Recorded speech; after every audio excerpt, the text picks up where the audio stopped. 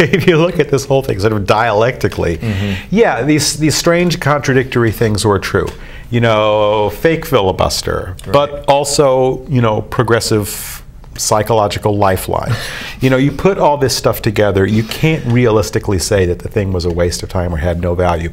It may not have had the value that some of us would have liked it to have, but the value it did have was extraordinary. Right. And and I think we all owe Bernie a big thank you for that. Also striking to me, maybe even historic, is his rhetoric was stuff you just don't hear on the floor of the Senate. Except from Bernie. But I mean, I think because he had so much time, he was saying things like, you know, that Wall Street is a system of organized fraud. I mean, that's a really rare assessment to hear, and it was complete. He also really went off this payroll tax holiday, where I guess we'll all see a little less money taken out of our Social Security on the paycheck.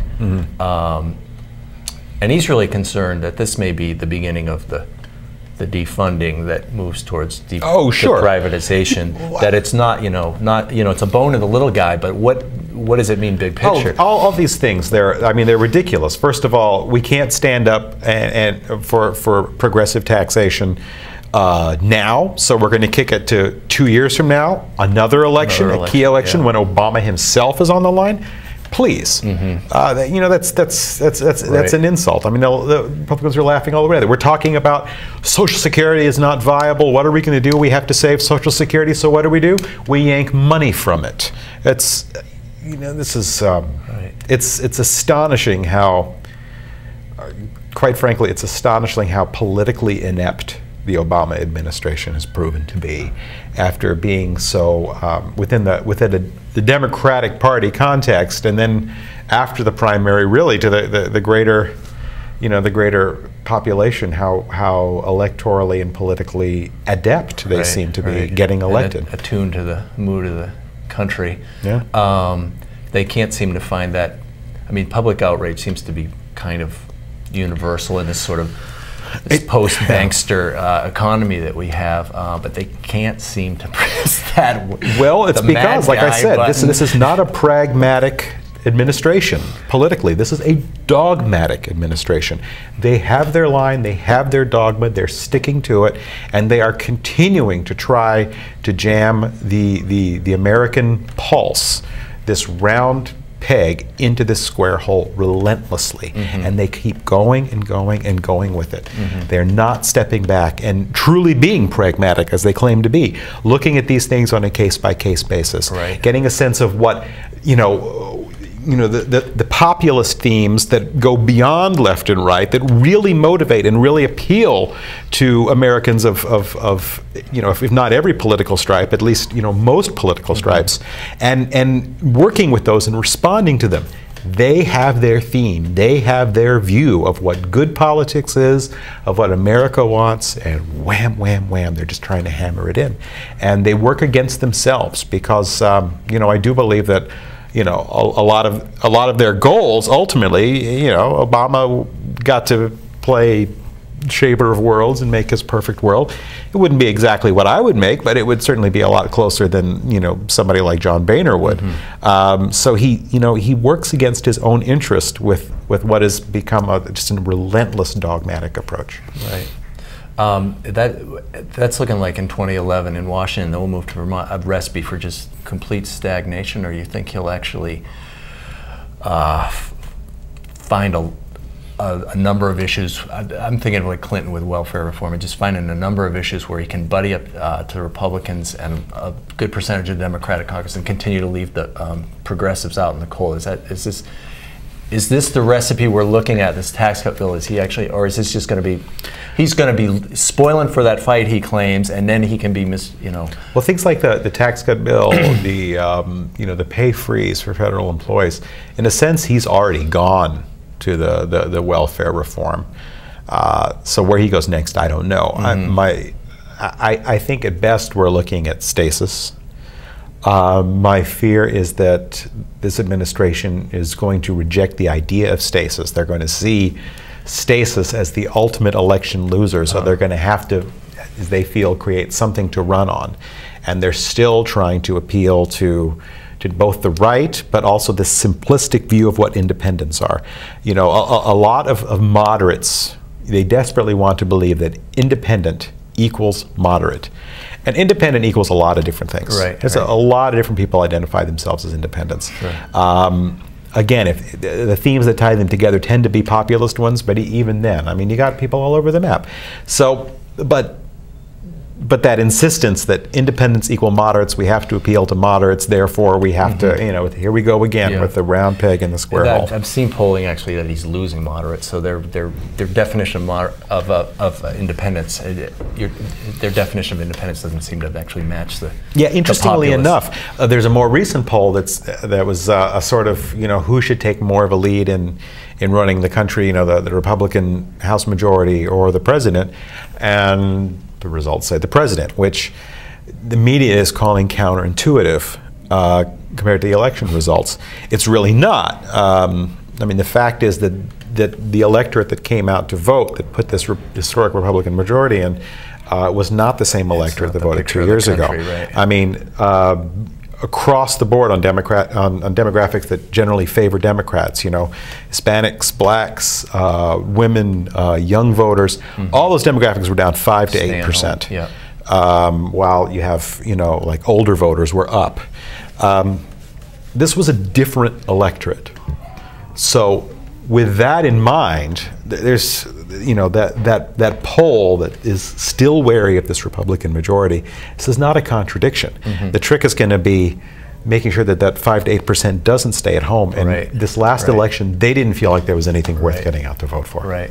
So actually, that's, I mean, if I'm going to make a prediction, I think 2011 would be the stagnation year, and then 2012, I actually think that the administration will dust off that populist rhetoric and run on that, and, you know, find their voice for the, you know, for this election year. But we'll see. I mean, they have a multi-year plan that they hope is actually an 8-year plan. We'll see if it is. Moving to Vermont, we've got these elected representatives nationally who feel comfortable positioning themselves as progressives. So they're reading their constituents as moving towards.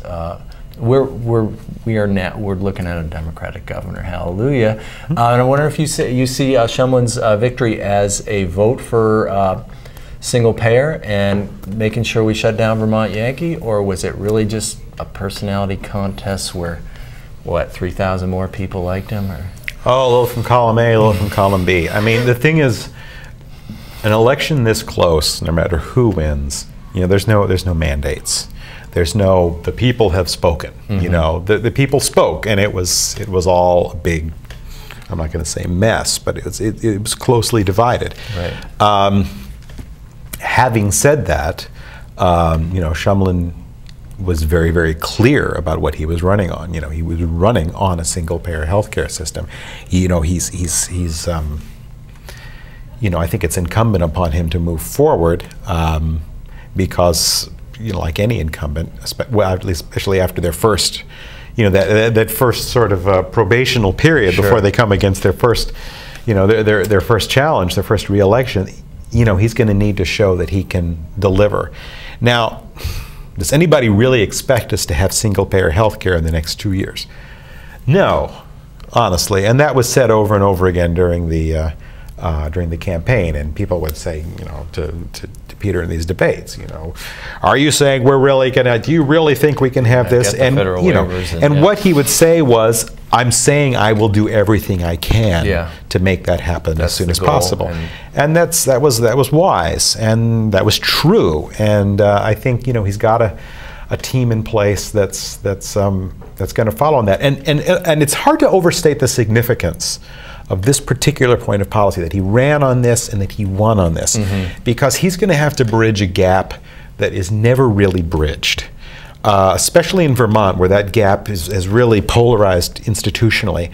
You know, you've got these two parties on the left, the Democrats and the progressives, and you know, I'm careful when I say this because that chasm is not clean between them anymore. Since you've got Anthony Polina, Tim Ash, who are now Democratic elected officials, Democratic elected senators.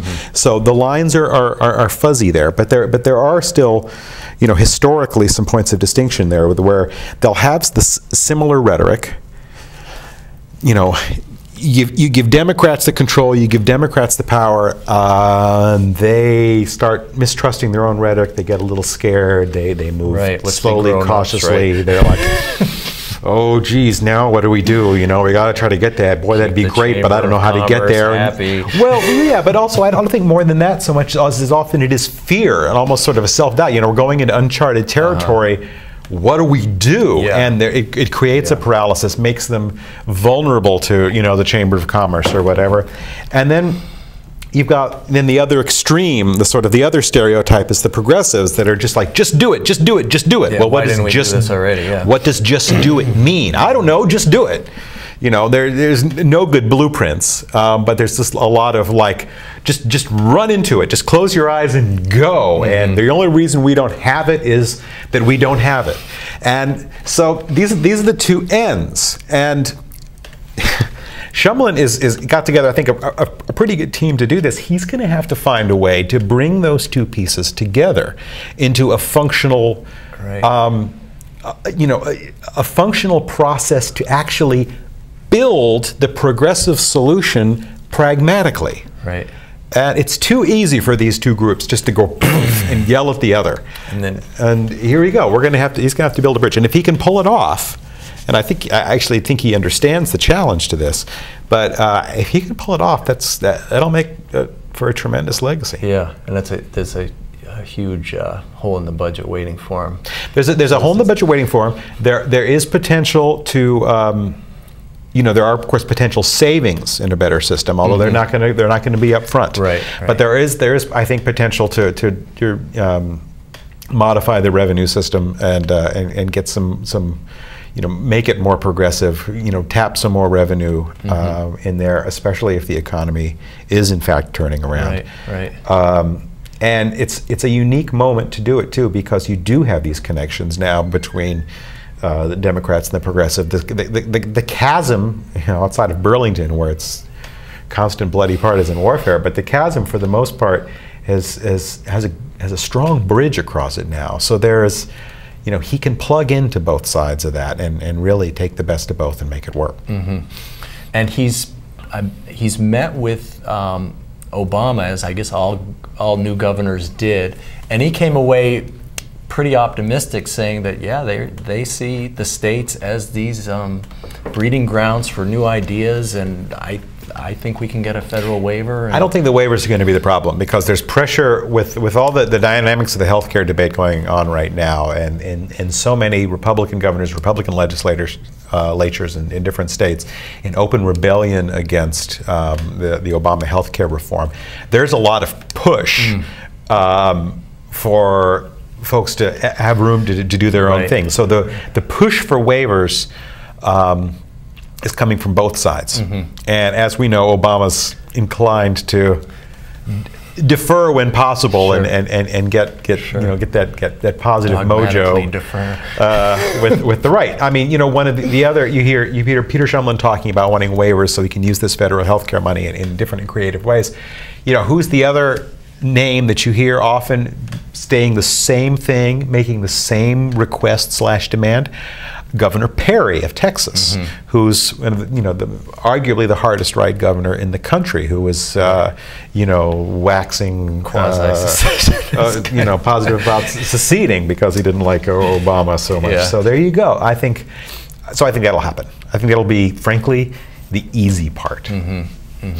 So there'll be, in that sort of patchwork of the 50 states, the room may be there for Vermont to show the way. Yeah. Now, obviously, there's other things that would have to happen too. There's, you know, questions on certain types of federally mandated coverage that that make a true single payer situation. People throw around that term single payer. What it means is, one insurer, right, and actually creating a system that funnels it into one insurer is going to be problematic for a lot of bureaucratic reasons that out of Washington that'll also have to be covered. So that may sort of telescope the process out even further, but we'll have to see. I'm getting the word we got to go. We could definitely have gone. I never bring up healthcare and late in the conversation. So thanks a lot, John. Oh, sure, my pleasure. And we are signing off for the year and wishing everybody a bunch of happy holidays coming up, and we'll see you in the new year. Thanks a lot. Night. I've learned America's president must base decisions on principle, core convictions from which you will never waver. Issues vary. The challenges are different every day in this job. Tactics and strategy must be flexible, but a president's convictions must be steady and true.